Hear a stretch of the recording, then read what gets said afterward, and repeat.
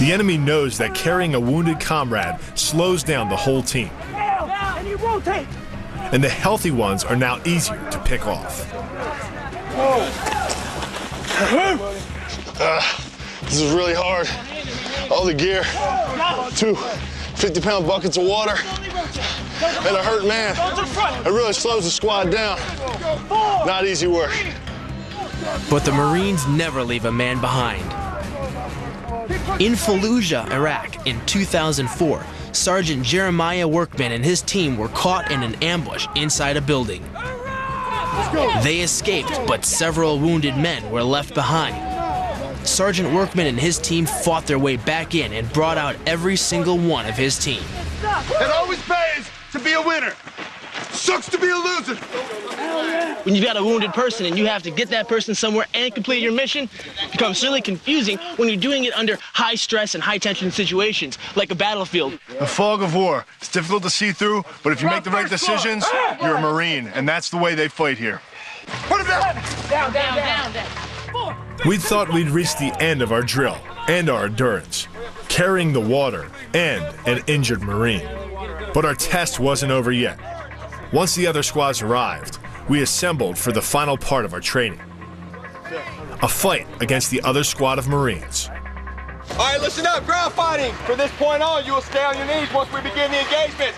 No fish hooks, eye gouges. You will not do heel hooks. If I see you doing a heel hook, I'll kick you in the head.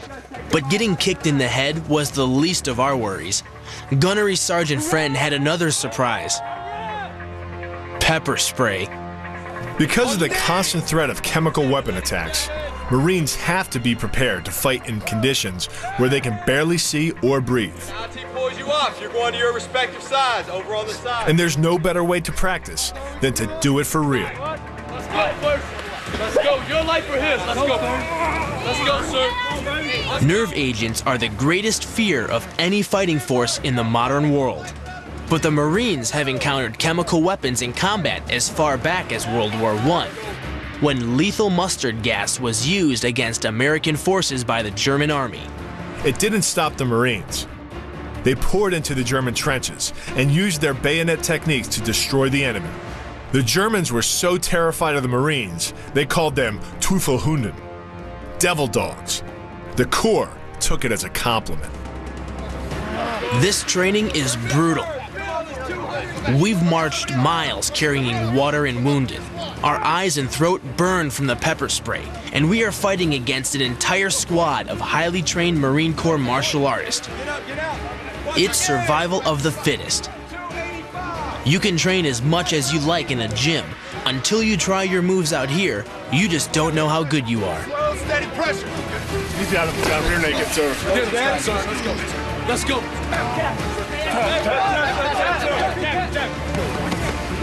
I felt like I was down at the bottom of a goal line pile again.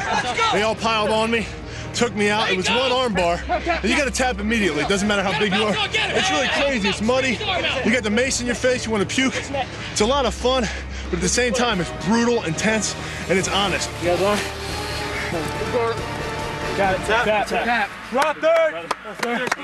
This had been one of the longest training days of our lives, but we were finally beginning to think and fight as a team. If this doesn't pump you up, nothing will. Now, Last of Mohicans is going to be this times 10, because there's not just 1-on-1, 2-on-1. It's going to be 15 guys we got to go through. Even with the exercise finished, the adrenaline was still rushing through us. And we were going to need it, because our final challenge, the last of the Mohicans, would make this drill look like a Sunday picnic. We were about to go up against real combat vets who had survived and killed in some of the most dangerous places on Earth. It was going to be our ultimate challenge. We'd lived and trained alongside some of the nation's most highly trained warriors. Now it was time to take them on in the toughest challenge in a Marines combat training. In warfare, troops often attack early in the morning to catch the enemy off guard. That's why Reveille sounds here at 0500 hours. Lieutenant Colonel Shushko, the director of Marine Martial Arts here at Quantico, told us what to expect for our final challenge. What we're going to do today is we're going to do the Last of the Mohicans. It's going to probably be the hardest thing that you've done in a long time. Because before we even got to the Last of the Mohicans, the Marines had another treat for us, the Yellow Brick Road. How come we always run everywhere? Fastest way to get anywhere.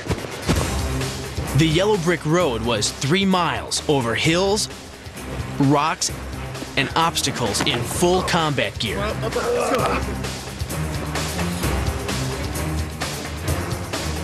go, Jess. You only live once. All the weight, being tired. Your mind doesn't want to do it. Your body definitely doesn't want to do it. You feel every inch of every injury you have. Well, there's more waiting for us. Let's go. Come on. Let's go, Hollywoods. Most martial artists warm up gently before a fight and step into the ring in peak condition. We were warmed up when we started about 2 hours ago. Now we're worn out. Come on, up and over. And still no sign of the enemy. There you go, there you go. Just like combat, we'd hit rock bottom, and the fight was still ahead of us. By the time we arrived at the Mohican starting point, Master Gunnery Sergeant Franklin was waiting for us. You guys are already getting the easy course. You're freaking lollygagging through it. Now it's time to get it on. You already know what the rules of engagement are. You try and kill your opponent and move on to the next station as fast as possible.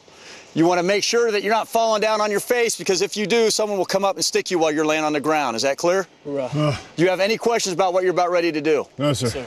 Stack the rifles on that green bag and start getting your gear on. Let's go. In the Last of the Mohicans fight, we'd be facing off not against other McMap trainees, but against their instructors. Over the course of the fight, we would face 5 assaults from as many as 4 enemies at once. As for rules, there weren't any. Basically, we just had to fight our way to the end using training rifles or our hands and feet. I'm going to call left or right if you can't see him. Okay. Whatever way I call, you go. You got it. If I call right, you go right. I'll take guy to the left. Okay. Ready to go? Good to go. Well. In we went.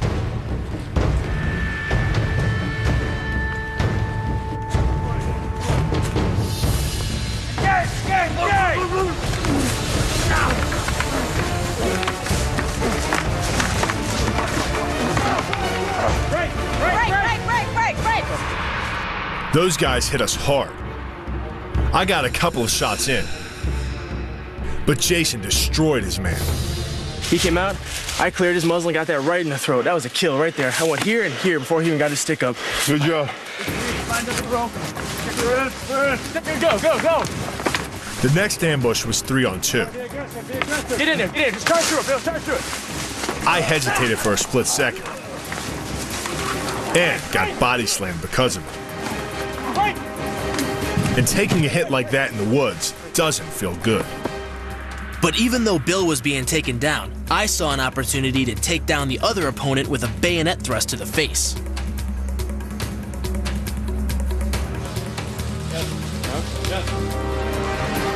Our next fight was 2-on-2.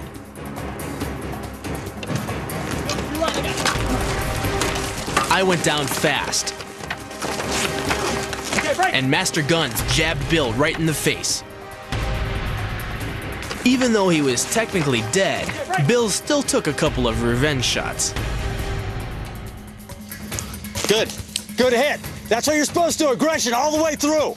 That way. Follow up the trail. Couldn't let you go through without getting a little shot at you myself after all of this. You got me good.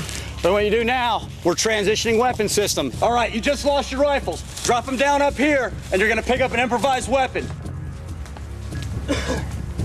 One mine, any weapon, transitioning through. Luckily, our next fight was 2-on-1. Bill took him down, and I kept a lookout for other incomings. You just lost your weapons in that engagement. You're now empty-handed. Let's go. All right, let's move. We're moving. This would be our final engagement. We would need to kill both of our enemies to even come close to passing this test. And going in empty-handed added even more pressure. I tried to overpower my man, but he took me down with a variation of the reap. I was in a bad position on my back. Break, break, break, break, break, break! Then my opponent pulled something I didn't expect, a knife. Break, break, break! Just stabbed your leg 8 times. Didn't even see the knife. Good to go. That happens in a ground fight. I could argue all I wanted, but I was still dead.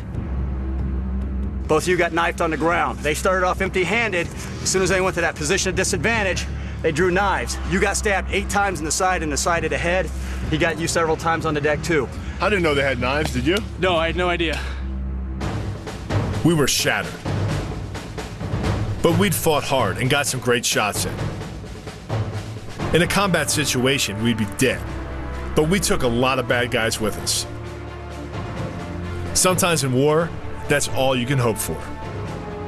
You did really good. You should be you, proud sir. of yourself for what you've done this week. We're proud of what you guys are doing. Semper Fi. Hurrah. I tell you, man, it's intense. But after going through all this training, it really gives me a sense of